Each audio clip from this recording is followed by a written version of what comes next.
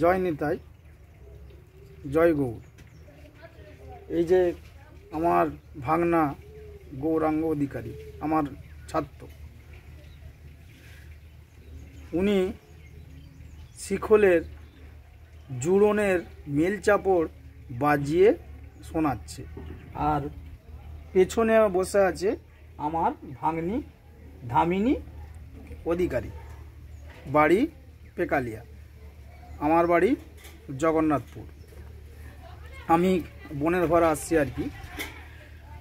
গৌরাঙ্গ অধিকারী জোড়নের mail চাপড় বাজিয়ে শোনাচ্ছে।